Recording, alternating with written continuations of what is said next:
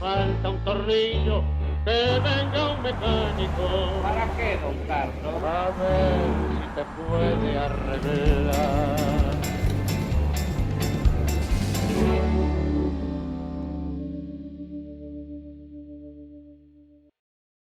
Bienvenidos a esta nueva emisión del Tornillo, aquí en el canal de la ciudad. Profe. ¿Cómo estamos? Muy bien.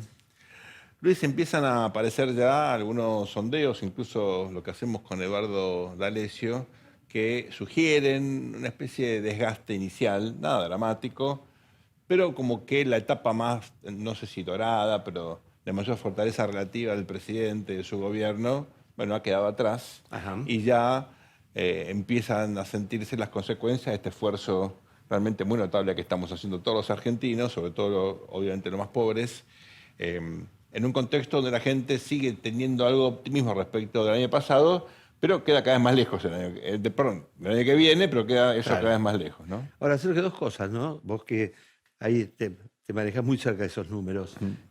¿No fue bastante larga la luna de miel respecto a lo que se está haciendo, digamos, comparado con otros presidentes? Bueno, yo te diría sí y no. ¿Por qué? Porque el gobierno logró apalancar buena parte de su esfuerzo y de la expectativa en la caída de la inflación. Ajá. La inflación cayó mucho. Totalmente. Y se estancó los últimos 3 meses en 4%. ¿Es mucho, es Sí, poco? Bueno, que todos dicen que es una inflación muy dura, ¿no es cierto?, de evitar, ¿no es cierto?, que es más fácil caer de 20 a 4, pero no de 4 a 2. Bueno, ahí hay algún dato positivo y es que los precios mayoristas el último mes, en agosto, subieron 2,1%, pero claro, hay muchos precios regulados que fueron postergándose, o sea, el ajuste fueron postergando, en algún momento hay que hacerlo. Las tarifas ha sido brutal, ¿no? Por ejemplo, las tarifas, Ni te hablo de mi escuelas. tarifa, la de No, luz. bueno, es inevitable, todos lo estamos mirando el bolsillo. Y ahí, bueno, cuando se te desaceleró el ritmo de desinflación, ahí la gente empezó a sentir un agotamiento gradual, ¿no? Sí. Insisto, sigue el presidente teniendo una especie Claro. de 40% sólido, del cual 30% es muy sólido, pero ya este desgaste es significativo, ¿no? Claro. Ahora hay un punto, Sergio, ¿no? Porque lo otro, que es la gente que está en contra finalmente, o que empieza a no apoyarlo tanto, no se manifiesta en términos de acción colectiva o de acciones, digamos, que son vistas. Claro. En ese sentido, muchas veces los gobiernos persisten porque no hay un vector que se le coloque enfrente, ¿no? Como en física, ¿no? Un cuerpo tiene que mantener la misma velocidad si no hay una fuerza opuesta o similar, digamos, que se le contraponga. Por ahora, Luis, porque pensá que seguramente de cara al proceso electoral del año próximo van a surgir, siempre ocurre, nuevas ideas, nuevas formaciones, Nuevas espacios. demandas. Bueno, también nuevas demandas. ¿No? La pregunta es si hay nuevas caras o viejas caras Totalmente. con mejores ideas. Eso está todavía por verse, pero digamos, en algún momento es lo electoral. Muchos de nuestros amigos dicen democracia formal, ¿para qué sirven las elecciones? Para esto sirven las elecciones. Señores, Ni más ni menos. que no es Ni más poco, ni ¿no? menos. Para generar alternancia. Sí, ahora es muy cierto eso y también es preocupante, ¿no? Porque el gobierno fijaba todas sus esperanzas en tener músculo, porque por ahora tiene ideas, ¿no es cierto? Pero tener músculo de gobierno en las elecciones que vienen, que le iban a dar una inmensa mayoría. Ahora, por un lado, está decayendo su nivel de popularidad, por el otro lado, no está haciendo acuerdos con otras fuerzas, y esta va a ser una elección legislativa, ¿no es cierto? Claro. 24 distritos, más legislaturas o intendencias, digamos, los consejos deliberantes. Hay 2 provincias que eligen en Corrientes y Sí. Santiago del Estero. ¿Te acuerdas que había intervenciones totalmente. que ven de principio de siglo y Totalmente. eso modificó el Hasta calendario? tocado el calendario. Tal cual. Excepto eso, es una acción de mitad de mandato. Pero, fíjate, ¿no? Es cierto, el gobierno no está construyendo una coalición como los libros de texto que nosotros le sugerirían, Claro. pero el PRO, de alguna manera, tal vez un poquito informal, ya está... ¿no? Sí, tendría que hay absorción más que coalición, ¿no es cierto? Quiero ver, ¿no? Hay un Va a tema. depender un poquito del Ahí hay un distrito. tema. Pero acá la clave es, si el gobierno lograse, esto es una hipótesis, ¿no? Sacó Milei 30% en la primera vuelta del año pasado. Si saca entre un 20 y un 30% más que en la primera vuelta, con este esfuerzo enorme que está haciendo la sociedad, Ah, bueno, ¿es un buen resultado o no? en absoluto es un mal resultado. No, Es claro muy buen que no. resultado. Con lo Claro cual- que no. Y encima está renovando la del peronismo que estuvo mal, digamos. Así Claro. que tenés... Todo ganancia. O sea, no pierde ningún senador ni ningún diputado, porque no tenía, es una En fuerza absoluto, nueva. en absoluto. Con lo cual, la verdad que tiene un horizonte de, bueno, tal vez duplicar o algo por el estilo la cantidad de diputados y Sí, tener recordemos que 8. tiene el 10%, así que no es muy difícil, digamos, por el Está bien. oficialismo. Bueno, pero ¿Ah? de 10 a 20 es un salto Totalmente, importante. es un salto importante. Y O sea, tiene una masa crítica. Claro, tiene una Por lo masa menos para crítica. evitar lo que puede ser el juicio político, ¿no? Bueno, eso lo O demostró el otro día, ¿no? Con el tercio ese. Ahora, pensá que al mismo tiempo, si no hay una oposición en singular, sino oposiciones, Así es. por derecha, por el centro, por izquierda, bueno, por derecha tal vez es muy difícil, pero siempre alguno va a haber. Está En está algún programa de cable siempre hay alguno. No, bueno, están las pasos que obviamente por el piso importante, muchos quedan afuera. Muchos quedan y no afuera. llegan. Sí, son testimoniales. Tío. Los políticos nos gustan esas cosas porque se limita el número de actores que Sí participan. tenemos más trabajo explicándolo inexplicable. ¿Por qué el piso? ¿Qué es el piso? Y bueno, Para eso. es un umbral mínimo de votos para que las fuerzas Para que no son reducir la representativas- fragmentación, Claro, ¿no es cierto? eso es importante. Eso fue muy importante. Ahora, eso te va a dar la posibilidad para el gobierno de si logra entre el 35, 38, 40%. Duplicamos, triplicamos, cuadriplicamos, van a decir, Claro, ¿no es cierto? en términos relativos eso es un montón. Es Con lo cual totalmente. puede decir, bueno, ganamos, ¿no? Es totalmente cierto. Y es una fuerza política que se erige, ¿no es cierto?, dentro de un campo como era el no peronismo, pese a que en las elecciones él más bien fue alguien que superaba esto, Claro. donde genera realmente un problema al electorado. Al electorado pro, porque es la oferta oficialista que está en este momento en el gobierno. Luego, si hay se presentan los dos, bueno, estos están en el gobierno y me representan. Tal cual. Y para el radicalismo es también un problema, porque está en el no peronismo, pero sin embargo es un discurso que no le es totalmente propio, sino que nosotros somos más bien hijos del estado de bienestar, ¿no es cierto?, de un mundo pasado a veces, o de un mundo progre, ¿no es cierto?, que justo es el que critica a Milei, ¿no? Entonces es una situación muy incómoda ahí. Y por eso uno espera que haya convergencias. Ahora, claro, actos de poder como el de Milei, de festejar el ajuste a los jubilados, es un poquito difícil para digerir. ¿no? Muy difícil para Más digerir. cuando 4 diputados se te van. ¿Qué te parece? Después de haber Tal cual, votado a favor. Tal cual. Luis, en la Argentina hubo un giro muy importante en el debate, lo vimos el otro día con el presidente en el Congreso, lo vimos en la reunión con los gobernadores, la cena del lunes, ahí como un corrimiento hacia cuestiones como lo fiscal, lo monetario, la estabilidad. Sí. Hay una demonización del Estado. Te propongo pensar, hablar, reflexionar sobre todas las ideas que estamos dejando afuera. Todo aquello que, bueno, por diferentes motivos no está siendo hoy considerado por la sociedad, por el debate político, pero son ideas fundamentales para tener en cuenta. ¿Te parece bien? Genial. Vamos a eso. Esto es El Tornillo, señores, por el canal de la ciudad. Gracias por acompañarnos. Vamos al desarrollo del programa. La Argentina tiene dueños en la política, tiene dueños en la riqueza y tiene dueños en el dominio de la opinión. En la Argentina la mayoría de los chicos son pobres y la mayoría de los pobres son chicos. Una cosa es decir, sobreexplotación de la gente no. Segunda cosa que hay que decir, depredación del ambiente tampoco. Nuestro invitado esta noche es el economista Martín Urest. Martín, ¿cómo estás? Un gusto. Un placer. ¿Cómo estás? ¿Cómo te va? ¿Qué tal? Por favor. Martín Urest es economista, tiene un posgrado en Relaciones Internacionales en la Facultad Latinoamericana de Ciencias Sociales, Flaxo. Fue convencional constituyente y redactor de la Constitución de la Ciudad de Buenos Aires, fundador del Frente Nacional contra la Pobreza, FRENAPO, y fue director del Instituto de Estudios de la Asociación de Trabajadores del Estado, ATE. Un placer, Martín, tenerte. Quiero contarle a la audiencia, y Luis no conoce esta historia, yo era un niño de 12 años. Ajá, también lo fuiste, ¿cierto? Alguna vez fui niño, estaba en el primer año de la Ciudad de Buenos Aires, año 75, y Martín era un importante dirigente político en esa época de la franja. Nosotros hacíamos la reunión del Centro de Estudiantes en el local de la UCR Capital, en la calle de Tucumán. Mi sociabilidad política comenzó gracias al señor que conseguía el lugar para... Y otro local en la calle Pueyrredón Así es. y Santa 1004, Fe, arriba, sí. ¿no? En el primer Sí. piso. A Martín lo echaron en el año 75, hicimos una huelga.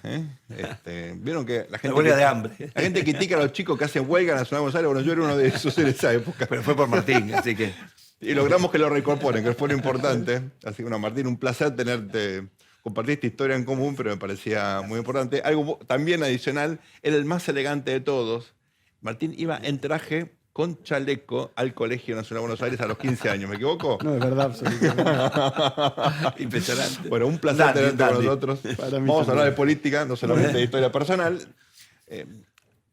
¿Cómo te autodefinirías política ideológicamente hoy? ¿Quién es Martín Urest? Contanos. Una persona que trata de rescatar los valores de la democracia igualitaria. Básicamente eso. Un demócrata igualitario, no más que eso. Bueno, no es Ni poco menos en tampoco. estas circunstancias. Ni ¿no? menos tampoco. Justo ahora. Justo ahora, Sí, que sí, tanto la este- democracia como el igualitarismo, ¿no? Parecía que vienen redefinidos como malas palabras a veces, ¿no es Claro. cierto? Sí. Hay una tergiversación de los valores en un punto, o una inversión, ¿no? Sí. Sí, yo te diría, para no ser piadoso, ¿no? No, Porque claro, no cuando uno dice relativizamos acá. tergiversación, después dice alguien lo tergiversó. Yo creo que ha habido un abandono de los que debían defender esas palabras, esos valores, esas conductas. Hubo un abandono por considerar que no eran ya representativas, como si la lógica de una sociedad donde vos erradiques las necesidades más brutales para que la gente tenga más libertad y donde la agregación a partir del diálogo colectivo genere una voluntad colectiva, ya no tuvieran tanto sentido, Claro. hubiera que hablar de otras cosas. Claro, Y claro, esos que vale son- más el rating. Claro, o formalidades de las que se ocupan alguien. La realidad es que la gente vive dentro de esas formalidades. Claro. Bueno, Giovanni Sartori decía que finalmente las democracias caían por la abdicación de los moderados, Sí. no por la emergencia, ¿no es cierto?, de los polarizados. Martín, si tuvieras que ayudar a la audiencia a entender en la práctica qué significa eso. ¿Qué es una democracia? En democracia sabemos qué es alternancia, votar, derechos. ¿Qué es igualitarismo en la práctica? ¿Qué significa una democracia donde hay pisos de igualdad o algunas garantías en materia de igualdad? Eso implica ingreso ciudadano, implica subsidios a algunos sectores de la sociedad. ¿Cómo se materializa eso? Yo diría que es el complemento de democracia, porque es cierto que democracia es votar, mandatos limitados, independencia de poderes, percepción de lo republicano. Ahora, eso es imposible si la gente de carne y hueso tiene dificultades notables siquiera para participar en esas instituciones. Entonces, el complemento necesario del aparato institucional es la disposición material de la sociedad. La disposición material de la sociedad en gran medida está cuando nadie tiene que bajar inacabadamente la cabeza para acceder a un bien que le permita ser. Por ejemplo. Por ejemplo, un ingreso que le permita no estar mendigando, una lógica que implique que tiene algún tipo de protección social, una salud que esté mediada por su dolencia y no por lo que tiene en el bolsillo, un lugar donde dormir que no esté mediado por la intermitencia de su ingreso. ¿Qué quiero decir? Cuando uno empieza a quitar a la democracia de la casa, de la mesa, de la percepción cotidiana de respeto, la gente vive en el respeto, ¿eh? No solo vive porque come calorías, la gente vive del respeto. Y cuando uno empieza a verse maltratado por la sociedad, no hace la disquisición de este es el gobierno de Juan, o el gobierno de Pedro, o el primer ministro de tal otro. Dice, este régimen a mí me maltrata. Y sobre ese maltrato es que la democracia, al perder su condición igualitaria, después ¿qué sucede? Empieza a perder su condición institucional. La gente se agravia, razonablemente se agravia. Yo no les voy a decir a ustedes que son politólogos la vieja concepción del agravio moral, pero la gente está viviendo un agravio moral y ese agravio moral la hace derrumbar luego, ante la imposibilidad de desarrollar su proyecto de vida, aquellas normas institucionales que estaban regladas para acomodar su funcionamiento. Claro. Bueno, ahí hay una paradoja, pero es cierto que el igualitarismo político, que finalmente es una democracia, ¿no es cierto? Por un hombre un voto, una mujer un voto, si no tiene esta contraparte de igualitarismo económico, queda disociado, queda como algo, ¿no es cierto?, que pasa a ser como un discurso esquizofrénico, ¿no es cierto?, donde se habla de igualdad, de libertad, ¿no es cierto?, y de pensar, como decía Marx, pero del otro lado no tenés esa contraparte social. Ahora, también la paradoja que vos decís, ¿no? Porque esto te lleva a la indignación y la indignación llega a valores casi nihilistas que hoy tenemos en la sociedad. Pero gracias a Argentina. Martín, yo creo que es muy interesante lo que estás planteando porque es contraintuitivo con las ideas dominantes en este contexto argentino, ¿no? Y por eso nuestro interés en convocarte y poder charlar de ideas y de cosas que van contra la corriente, pero que son fundamentales. Porque esto se vincula o remite a lo que con Luis, bueno, en la ciencia política estudió mucho, que fue el modelo de estado de bienestar, ¿no? Que sobre todo a partir de la segunda posguerra, con un momento tal vez de maduración allá por fines de los 60, comienzo de los 70, varios países, pero no muchos, lamentablemente, trataron de llevar a la práctica, ¿no? Países sobre todo de Europa continental, la Europa nórdica, un poquito Canadá, quedó ahí, no mucho más, ¿no? Ese modelo, por diferentes motivos, se fue como desgajando, ¿no? Por cuestiones fiscales, por una reacción neoconservadora muy importante en la década del 80. Sí. ¿Qué rescatarías? Precio del petróleo. La crisis del petróleo. ¿Qué rescatarías de eso? ¿Y hasta qué punto esto no implica generar una carga tributaria tan significativa En un mundo muy competitivo. en un mundo competitivo Sí. y que muchas veces puedes quedar fuera de las inversiones por eso, ¿no? A ver, 3 cosas muy breves para situar la respuesta. La primera de ellas, el estado de bienestar es hijo también de 2 procesos que raramente se mencionan, que es la existencia de la Guerra Fría por un lado, Claro. y la emergencia de las clases obreras europeas con un nivel de, digamos, de condensación política y social. Sí, de No solo activación muy fuerte. social, sino Claro. política Poder. muy fuerte. Poder. Eso implica, por decirlo de una manera académica y en francés, que el estado de bienestar nace del cagazo, ¿no? Totalmente. Tiene un componente de cagazo muy importante. El protoestado lo implementó Claro. Bismarck, así que, Claro, que no exacto, era exacto. un líder del pueblo. Segunda cuestión en ese tono. En el momento que se empieza a desgajar por abajo el estado de bienestar, Ujú. porque lo que se ha mirado poco y se cubre, como hoy con el tema de la ofensiva de la ultraderecha, Sí, se los cubre neocons. con la ofensiva neoconservadora, algo que le dio piso a esto, empieza a resquebrajarse la capacidad real, material, concreta, de esos sectores sociales de servir de soporte al estado de bienestar. ¿Sí? Es decir, por abajo se discute si el estado de bienestar satisface y por arriba se lo ve como confiscatorio. Claro, Ese doble desajuste, ataque. donde desaparece el miedo, porque claramente los 80 implicaron la virtual desaparición del contendiente, Ujú. genera que el estado de bienestar es reducido, y esto es lo interesante, es reducido por la cuestión fiscal, más no por la cuestión de derechos. Sacando Margaret Thatcher, que fue directamente a discutir los derechos, y dijo, Sí. no hay una sociedad, cada uno se arregla como Totalmente. puede. Veo solamente individuos. Exacto. El resto de las Que es opciones... un poco lo que tenemos hoy en la Argentina. Claro. Claro. El resto de las opciones Sí, conservadoras neothacherismo. no fue por te tiro los derechos a la basura, te los empiezo a desfinanciar, te discuto esto en los bordes. Claro. Claro. Y entonces, esa discusión que llegó a lo fiscal encubrió un segundo problema, no menor, que fue el traspaso en los estados de bienestar de la óptica general de crecimiento del aparato industrial de Europa al proceso de financiarización del capital. Ujú. Con lo cual ya cuando uno decía el otoño italiano, el famoso otoño caldo de los 60, bueno, si la siguen presionando a la Fiat se va a ir a Europa del Este, que fue lo que pasó en un punto, ¿verdad? Realmente. Y uno dice, no, ahí está el problema de que los trabajadores pidiendo de más, los capitales agarran la valija y se van a otro lado. Todo bien para los 60 y los 70. Hoy, con la liquidez del capital, la discusión no es así. La discusión es en torno a cadenas de valor Claro. y mecanismos de agregación de riqueza, y eso no se determina ni por la capacidad fiscal, ni porque los obreros se muevan, sino por una ecuación de ganancias y movimiento de capitales que no tiene nada que ver con el cuco social que a veces se sacude. Ok. Ahora, Claro. ¿cuál es el problema?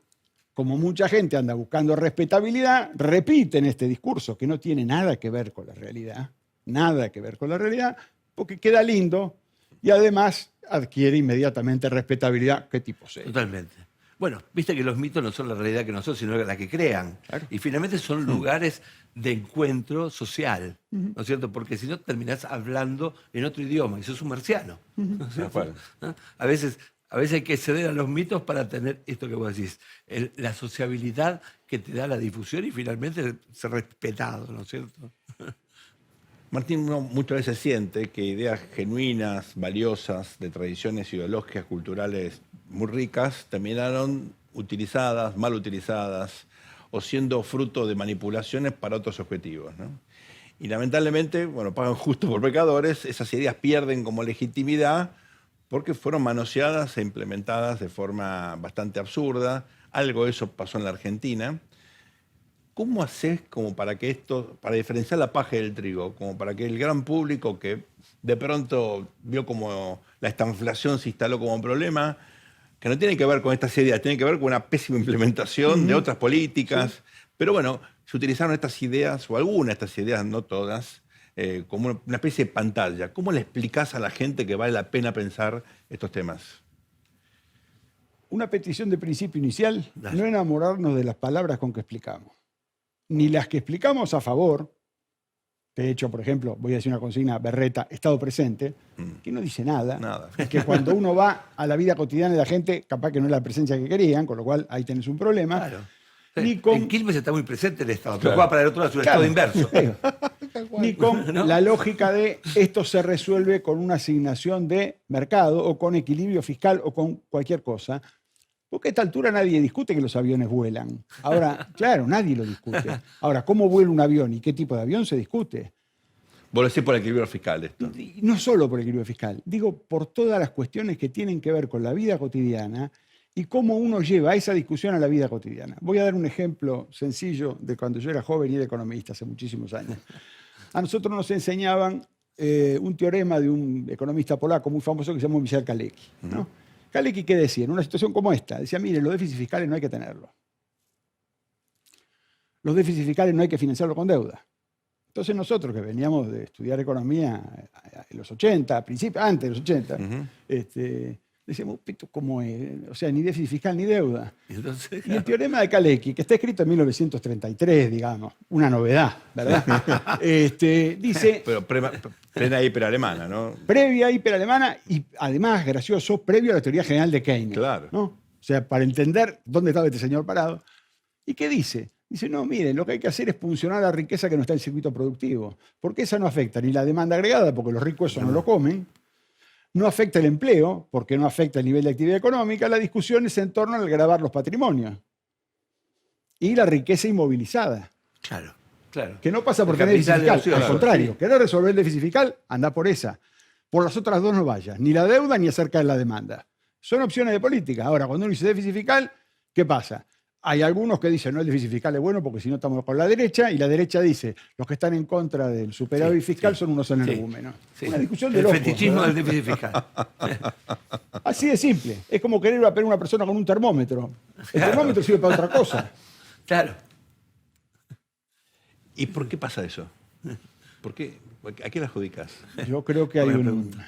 A ver, sin hacer sociología de bolsillo, creo que hubo en la Argentina un desacople sustantivo entre las maneras en que la gente vivía y las maneras en que se hablaba. Sí. A ver, elabora eso. Sí, a ver, yo creo que la Argentina de los últimos 30 años alteró inadvertidamente el tiempo y el espacio en el que la gente vive. Y el tiempo y el espacio, cómo duermen, qué frecuencia tienen en su lógica de estoy preocupado por tal cosa, qué temas entran y salen de su agenda, qué cosas la piensan acomodadas y qué no, ya no son parte de la sociedad argentina en su conjunto. Se astilló tanto que cada uno tiene su tiempo y su espacio absolutamente fracturado, no por la tontera que se dice, es la cultura consumista que se metió en la cabeza. Eso sí, convalida, pero convalida un astillamiento real. Claro. Convalida una manera de vivir. Ustedes han estudiado historia, les voy a traer un autor que seguramente nos es conocido a todos, que fue Edward Thompson, cuando escribía El paso de la agricultura a las ciudades. Un Dice, historiador Era inglés. inglés, británico. es imposible pensar, dice Thompson, cómo se hace esta transferencia, este cambio, sin pensar cómo cambió la mentalidad de la gente en su vida cotidiana. Tal cual. Si vos ya no tenés certeza de empleo, si vos no tenés certeza de ingresos, si no tenés certeza por caminar por la calle, si aquel lugar donde decías que te ibas a refugiar no existe, y todo eso cambió inadvertidamente, por más que hayas tenido un subsidio estatal, no estoy hablando solo de No, eso, no. tu mundo cambió, Sí. tu sensación del tiempo cambió. Sí. Voy a dar un Ahora, ejemplo. hay como una Un ejemplo- sincronía, una simetría, ¿no? A ver, Entre un lo que era la ejemplo. semántica Claro. típica de la sociedad argentina y lo que estaban viviendo. La pobreza para muchos es el chico que te quiere limpiar el parabrisas, cuando tenés 50% de pobreza. Y con eso, A eso vamos. y con eso te doy un hándicap, que es que la pobreza para muchos es el número. Claro. Que eso es mucho peor. Claro, Porque eso es convertir a las personas en cosas. Totalmente. Entonces ya ni siquiera es el pibe que te limpia el parabrisas, es el 0.05% que integra Olvida el estadística. 65.7% de los niños pobres de la Argentina. Ahora, quiero Perdón retomar que te un haya puntito interrumpido. de lo que estaba diciendo recién. Hay allí una discusión, te diría, tal vez más dura y más profunda, que tiene que ver con la cuestión del tiempo. Y esto es interesante verlo en un ejemplo sencillo. Si ustedes, a mí me toca por la vida de relación tener mucho contacto con sectores populares directos, digamos. Y la concepción del tiempo y la planificación del tiempo es absolutamente diversa. Me pasó con las vacaciones de invierno. por ejemplo? Ellos dicen, vemos qué hacemos este fin de semana. Yo estaba planeando un viaje con mi mujer para dentro de 4 meses. 4 meses para ellos es un universo que no existe. Si vos razonás por día, ¿cómo se supone que vivís la política? ¿Cómo se supone que vivís lo común? Si lo común tuyo es levantarte, conseguir el mango como podés, volver, fijarte que no le pase nada a tus hijos, mirar vos no a tus hijos a la cara, sino mirar como tu hijo o vos también mira la pantalla del celular, que es tu único modo de insertarte en la sociedad porque tus compañeros de laburo no existen. ¿Cómo va a haber acción colectiva si tenés semejante fragmentación ontológica, digamos, del ser? ¿Qué hacen? Entonces, cuando las palabras para hacer todo esto, yo digo tiempo y vos pensás en pasado mañana y yo estoy pensando en el mediano plazo, No hay posibilidad de haceme lo común con eso. No, ¿cómo haces un sujeto colectivo? Vamos a hacer una muy breve pausa ahora y volvemos en un ratito acá en El Tornillo, por el canal de la ciudad. Estamos hablando, es un placer, con Martín Urés. No se vayan. Al mundo le falta un tornillo, que venga un mecánico. Gracias por acompañarnos. Estamos aquí en El Tornillo, por el canal de la ciudad. Estamos charlando con Luisito, con Martín Urés, un economista que es un placer escuchar. Es tan bueno que no parece economista, que no se ofendan mis... Sí, que cuando nosotros nos morimos, nos contamos bien, nos encarnamos en un economista. Tal cual. Y cuando es mal, en un abogado. Martín, venimos charlando de ideas, de conceptos, de modelos, de cómo pensar la sociedad, la política, la economía. Hablemos un poquitito de coyuntura, ¿no? Ayúdanos a entender por qué la Argentina experimentó este giro hacia la derecha, inesperado para muchos, bueno, un cambio en las preferencias subyacentes de la sociedad. Yo lo mido, me puede gustar, no es irrelevante, los datos están sobre la mesa. Es cierto que últimamente hay como un desgaste que es natural por el esfuerzo que está haciendo la sociedad. ¿Qué pasó? Pasó que esto que decía anteriormente, el agravio moral, explotó. Pasó que todo lo que se vino acumulando, hubo un momento en que encontró una vía de salida, pero no una vía de salida, esto que voy a decir yo, no es muy agradable de escuchar, pero estoy obligado a hacerlo. Nosotros estábamos pensando siempre, y a veces pensamos siempre los argentinos, que la vía de salida es el estallido. Sí. ¿No? El cordobazo, el rosariazo, el tucumanazo, el 2001 y todos los asos, y el 19-20 de diciembre, y podemos seguir hasta... El problema es que hubo una implosión que no miramos. Y cuando vos no ves la implosión, estás caminando entre ella y no la ves. Si yo le pregunto a una persona cuánta gente vio morocha en el subte, o le pregunto cuántos rubios de ojos claros vio, de los rubios de ojos claros se va a acordar, de los morochos es más difícil. Es así. La implosión es lo mismo. La impresión es lo mismo. Uno está caminando por ahí, está por ahí, está produciéndose todo el día, como una cosa la viva. lógica del acontecimiento, Claro, que era el estallido. porque a la diferencia del estallido, que vos decís, ¡pum! Mirá, se llenó la plaza, revolvieron botellas, quemaron 3 tachos, casi se llevan puesto el Congreso, eso se ve todos los días. Ahora, el ñato o la ñata que llega a la casa y no tiene cómo administrar su subjetividad porque se siente fracasado él y siente que en la vida no hay lugar, no sale con un cartel diciendo mi yo se hizo trizas. Al contrario, produce impotencia eso. Y resentimiento. Y resentimiento, indignación. Y esta cultura política que estamos viviendo Sí. tiene un componente de cultura del resentimiento enorme. Porque vos fíjate que es paradójico, ¿no? Si me permitís. Porque antes la política era impotente frente a la resolución de la crisis, frente a la resistencia social, y vos esperabas la crisis que finalmente en el estallido ajustara las variables. Esto fue una implosión votada. Claro. Porque los resultados de caída del PBI son parecidos a una crisis, digamos, ¿no? Claro. Que te ajuste. Pero esta la gustaste, Sí, sí. ¿cierto? O sea, y la raíz es la indignación. Ahora hemos visto un fenómeno. Un momento salgamos a la Argentina y miremos, porque no es algo que pasa únicamente acá. No, claro, es la ideología colectiva, la indignación. Bueno, porque tenemos fenómenos parecidos, sin obviamente intentar forzar ningún tipo de a veces caracterización. más grave, ¿no es cierto? Claro. En Brasil, Estados en algún Unidos. sentido, hay algunas tangentes en común con Donald Trump. Y bueno, ojalá yo tuviera $75.000 de ingreso per cápita. Me encantaría tener ese problema. Claro. Tiene muchos problemas raciales, de todo tipo. Y que pero llegó el proteccionismo en realidad. bueno, contra- pero no tienen esto con 12.000 o Dios sabe cuál es el ingreso per Sí, cápita en ni hagas términos de reales, cuenta, ¿no? por favor. ¿Qué pasó en el mundo, no solamente en la Argentina, que tenemos estos fenómenos de liderazgos tan abrasivos que no tienen problemas en llamar al otro rata, no importa por qué lo haga, ¿no? Que lo remite a un lenguaje del nazismo, del fascismo, ¿no? No estoy diciendo que el presidente no sea nada que ver, sino que hay una degradación de la forma en la cual creamos narrativas colectivas. ¿Por qué? ¿Por qué eso? Lo vemos en Brasil también, ¿no? Sí, porque yo creo que en paralelo con la lógica de disciplinamiento social que tiene esta manera de producir la riqueza, y hago eje en el tema de disciplinamiento, trayendo a la memoria a un economista argentino que fue maestro mío durante muchísimo tiempo, que fue Adolfo Canitró. Sí.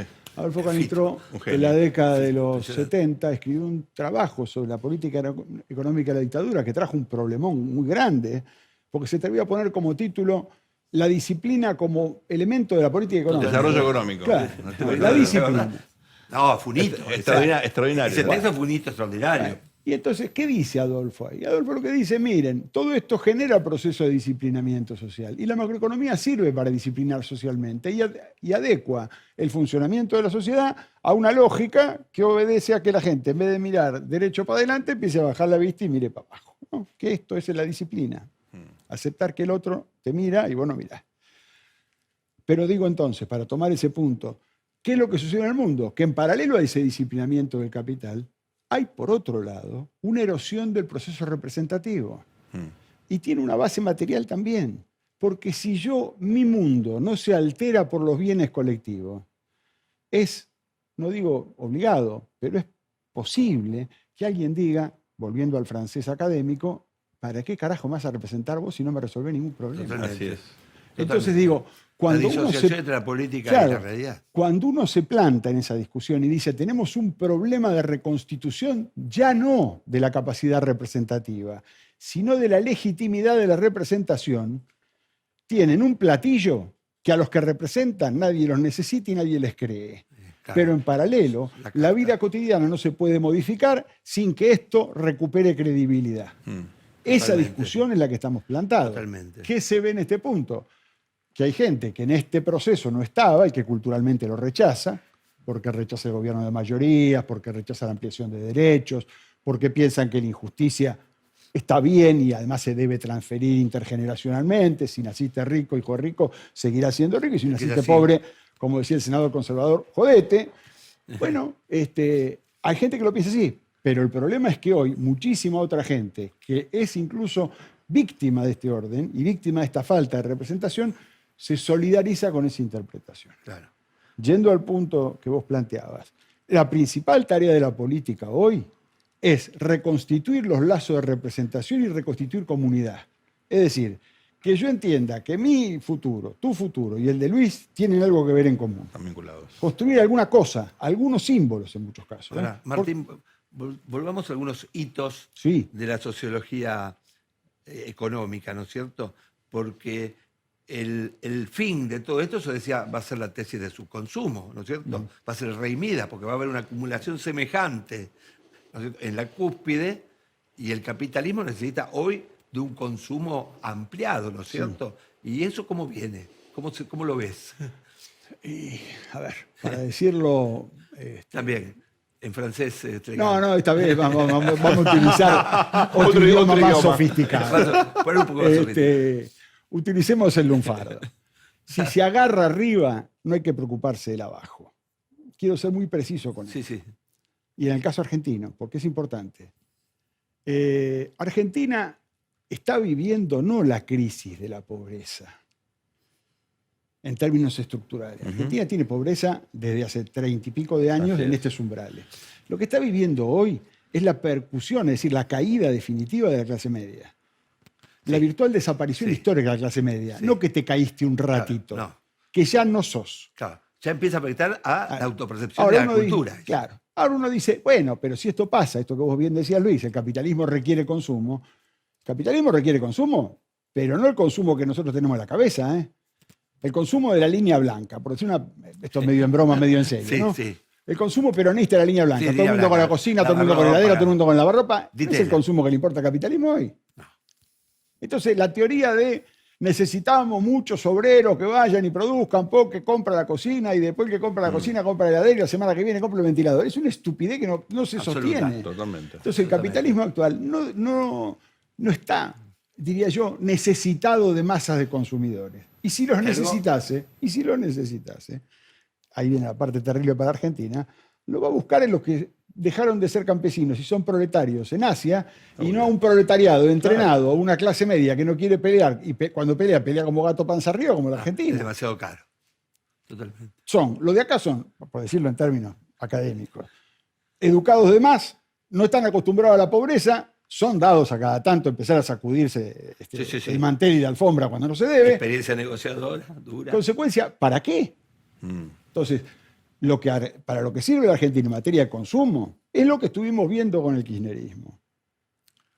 El kirchnerismo no fue un fenómeno populista de masas.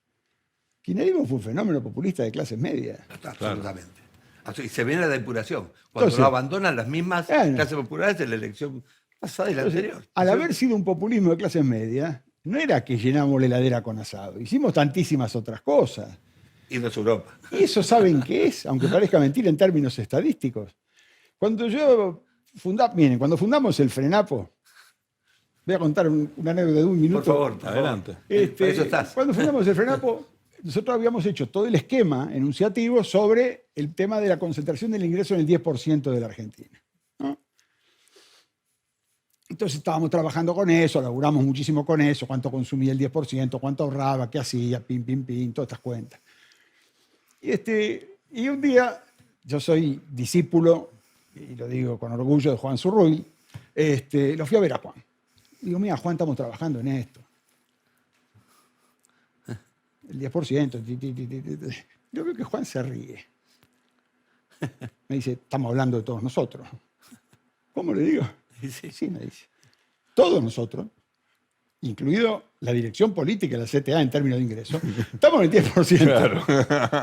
Obviamente. Tal cual. Entonces, el 90%, que era la entidad que había que pensar, no estaba siquiera en los cálculos. Y me dijo, saben que él fue el fundador de INDEC en Argentina. Sí, por supuesto. Me dijo, yo tengo un sistema, que es que cuando se discute ingreso, lo transmito inmediatamente la canasta básica, cuántos paquetes de fideos, cuánto arroz y cuánta harina es. Nunca vayas al agregado en monetario. Mirá. Siempre, cuando tengas que discutir pobreza, cuando tengas que discutir ingreso, anda bienes. Como el índice Big Mire, Mac, porque- pero de su ruido. Sí, claro. Pero relacionado con los bienes de la canasta básica. Claro. Yo ahí en el centro que tengo la UBA lo que hice fue, ¿cuántos salarios mínimos se necesita para comprar cosas? Claro. Tremendo. Es lo Es mismo. el país más caro del mundo. Claro. Y esa lógica es la que te dice las dificultades que vos tenés después cuando decís, bueno, ¿hay subconsumo? No, ¿cómo hay subconsumo si Palermo está lleno, la gente Claro. viaja? No, por eso Bueno, no. para la psicología absoluta. Ahora, Martín, me pongo en abogado del diablo y te digo, bueno, Ok. por mi laburo, tenemos ahora interés genuino de empresas argentinas, algunas empresas de la región, algunos inversores extranjeros por el RIGI, porque la Argentina se puso en el mapa, para bien, para mal, de manera un poco, bueno, irregular, pero está en el mapa otra vez. en Estamos discusión. tratando de generar una cultura capitalista. Bueno, contra bajó la cultura tasa de interés de la subsidio. FED, con lo cual ahora los activos de los emergentes se dominan. Y te dicen, hay 4 o 5 sectores, por supuesto, siempre la agroindustria es muy dinámica, la energía. La gente apoya. Bueno, la energía, la minería, servicios profesionales de alto valor agregado, que en Argentina ya es un lindo clúster, más alguna cosa más, pesca, turismo. Bueno, la famosa restricción externa Sí. tiende a bajar su intensidad. Baja el consumo de dólares por la bueno. pobreza. ¿Esto puede darle a la Argentina un camino de recuperación con movilidad social ascendente? Yo creo que no. ¿Por qué? Creo que le puede dar un camino de crecimiento del producto. Creo que le puede dar un camino de terminar de cortar la sangría del sector más alto de la clase media. Ok. Pero creo que el 40% de pobres rígidos, creo que la población de la periferia, de las periferias urbanas, Sí, no sí, de la sí. periferia de la ciudad, de Lógico. las periferias urbanas que son enormes. Y creo que buena parte de los sectores que hoy están en la economía informal se van a desgajar en un proceso que no tiene destino. A ver, yo divido esta cuestión en 3 puntos, para hacerlo sencillo. Nosotros tenemos la economía formal, que ahí sí hay otro tipo de discusión. Esa economía formal hoy es minoritaria en la Argentina. Dentro de la economía informal, o sea, dentro de lo que es el precariado, tenés 3 grandes avenidas. Una avenida son los que changuean y viven como pueden. A la Argentina puede salir volando por el aire, en el buen sentido, digo, puede crecer el producto, lo que Sí. sea. ¿Eh?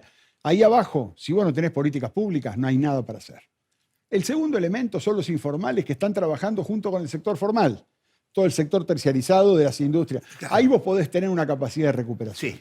Y el otro sector son los freelance, que es generacionalmente el grupo más joven, con más expectativas, que va a tener, como ha tenido en el mundo, un proceso donde permea una cantidad y el resto queda, una inmensa mayoría queda retenido. Sirven como símbolo, y está bien, porque la gente, hay movilidad social, por eso yo me tomé un minuto robándote el criterio de decir movilidad social ascendente. Va a haber movilidad ascendente sin duda. Que sea social, tengo mis serias dudas. Ok. Para que haya movilidad social ascendente, vos tenés que recuperar algo que hoy parece Narnia, que es la existencia de bienes públicos. Vos no podés construir movilidad social ascendente sobre la base de consumo privado y empleo intermitente.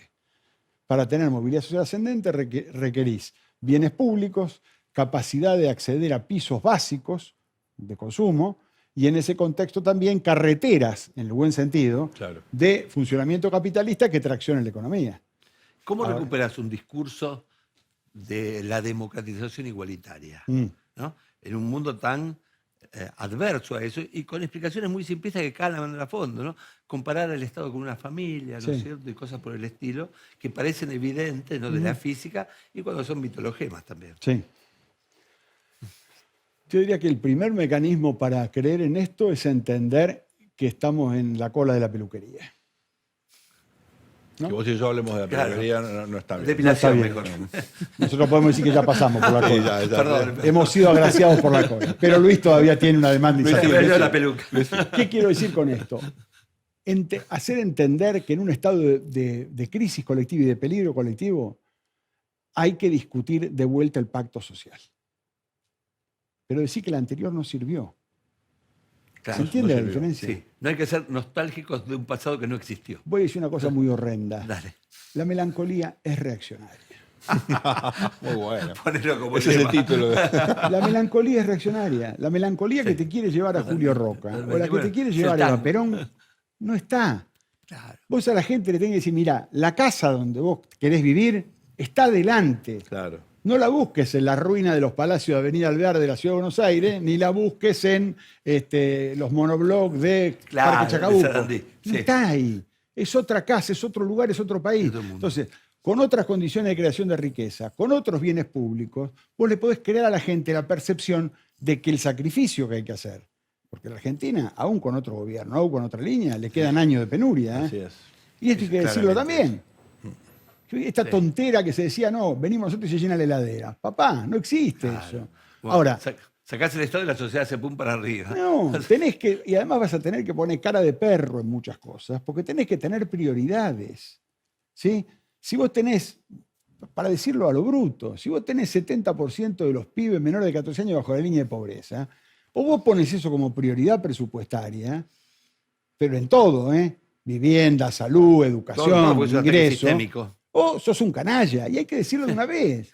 Porque si no, uno discute, te tiro con el 70, yo pero me fui con el 55. No, ¿qué haces con estos? 7 de cada 10 están acá. ¿Qué haces? Es una Argentina totalmente contraria a la que nosotros conocimos cuando éramos Claro. chicos. Señores, Martín Urest, nos dimos un gusto enorme tenerlo acá en el tornillo. Gracias, Martín. Gracias a ustedes por la invitación. Luis, ¿te parece que la fragmentación del sistema político puede ser un riesgo de mediano plazo? ¿Qué pasa cuando los partidos quedan divididos? Hoy ves al peronismo dividido, ves al radicalismo con problemas también de algunos diputados que se están, no sé si yendo del bloque, pero claramente en disidencia con el consenso de la mayoría. Ves divisiones, bueno, hasta en el propio oficialismo, ¿no? Esa fragmentación, ¿qué consecuencias tiene? Mira, yo creo que tenemos que cambiar un poco la óptica de lo que aprendimos nosotros, que fue finalmente una ciencia política que estaba moldeada para la Guerra Fría y para una sociedad integrada. Entonces, cuando había fragmentación de partidos, aparecía el fantasma del pluralismo extremo, Claro. ¿no? Que era el síndrome Italia, ¿no? Que era, digamos, un esquema donde traccionaba la izquierda y la derecha, fragmentaba los partidos y obviamente las fuerzas antisistema podían crecer. Weimar, ¿no es cierto?, era el hecho de evitar. Claro. Pero hoy día no tenés esa sociedad polarizada en términos ideológicos, la tenés polarizada más en términos de indignación, de malestar, ¿no? De casta versus héroe, cosas por el estilo. Y yo creo que para la gobernabilidad, ¿no es cierto? Y algo también que conversamos fuera de cámara, a veces la fragmentación te sirve. ¿Por qué? Bueno, pescás, como le pasó a Milei para evitar el veto. Gracias a la fragmentación, a la pérdida de nacionalización de la política, ¿no? Porque es eso, las entidades nacionales han perdido poder. Fíjate lo que es hoy el Partido Justicialista a nivel nacional, ¿no es cierto? Claro. Nunca lo fue demasiado, imagínate ahora, su local ahí en la calle Mateo, ¿no? Y el radicalismo, que era el partido más institucionalizado y que sufre justicia la pérdida de gente que encima te había votado antes, ¿no es cierto? O sea que es como una triple afrenta y ahí está el problema. El problema está en que hoy vos no podés disciplinar, algo no podés mostrar poder. Y el presidente, ¿no es cierto?, que tiene recursos inestimables, ¿no?, puede lograr, gracias a la fragmentación, una coalición fantasma, ¿no es cierto?, porque no la tiene en términos formales, ¿no es cierto? Pero sí, fíjate, bueno, el asado en Olivos. Ahora, déjame... Una coalición parrillera. Una coalición parrillera, es buenísimo. Parripollo. Es buenísimo. Pensemos un segundo este asunto, Luis, porque me acuerdo de Alfonsín. Alfonsín logró acuerdos con Simón Lázaro, con dirigentes socialistas extraordinarios. Con Manrique. Con Manrique, con Guzmán. Con María Cristina Guzmán. Logró acuerdos con incluso, bueno, parte del peronismo, Alderete, que fue ministro de Trabajo.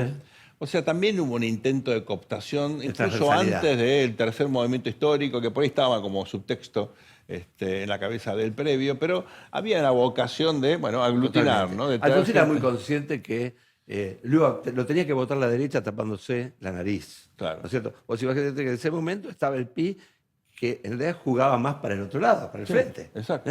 Después convergió. Exacto. A partir del juicio de las juntas del 85. Exacto. Ahí fue, vino. Antes no. Antes no. Entonces, antes muy se ganó con los votantes del Sogaray en el 83. Claro. Pero Cristina Guzmán, digamos, en Jujuy, ¿no es cierto? Con el Partido Federal. Vos fíjate que el propio Menem gana, bueno, absorbe la UCD, hace un pacto con el desarrollismo. Había varios desarrollistas importantes en el gobierno, Camillón, por ejemplo, Salonia, que era ministro de Educación. Parte del partido intransigente, curiosamente, Rabaná, que además se va con el menemismo. Totalmente Rabaná que Caballero. ¿Te acuerdas? Parte de la democracia cristiana. Bueno, tenía raíz radical, pero se había al partido intransigente.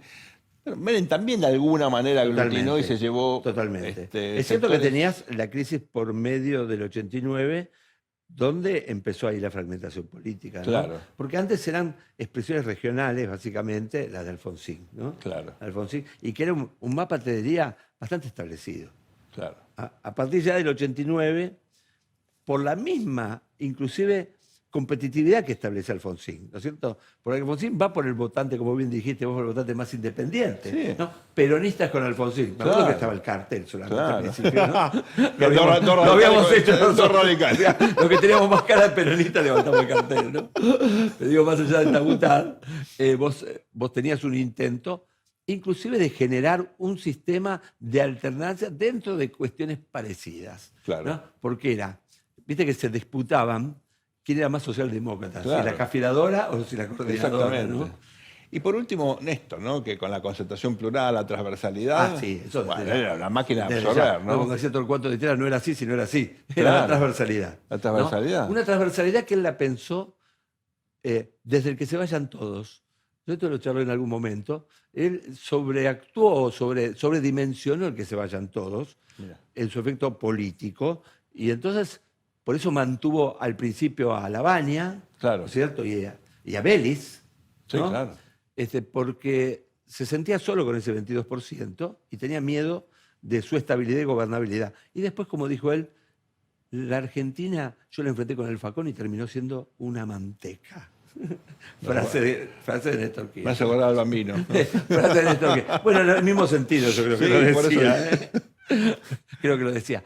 En ese punto, la transversalidad también dejó de ser algo necesario. Porque Néstor decía, yo cuando pierdo echo a los traidores y cuando gano a los que no me sirven más. Fíjate, Luisito, cómo en definitiva tanto discurso anticasta y los presidentes se comportan como lo hacen todos los presidentes. Milei en ese sentido es uno más, ¿verdad? Si no fue ser casta esto de ofrecer algo a los diputados para traerlo para él y romper una voluntad popular, ¿no es cierto?, que es la definición de Castro. Llega un momento más esperado de la semana, los premios El Tornillo. Vamos con ellos.